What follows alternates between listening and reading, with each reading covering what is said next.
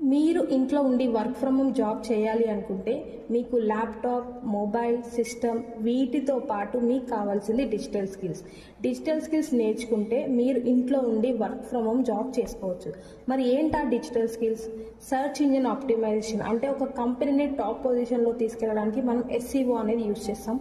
Meta ads, Google ads, website designing, posters, banners, logos, video editing, social media management అంటే ఒక కంపెనీకి మీరు ఫ్రీలాన్సర్గా work చేయొచ్చు.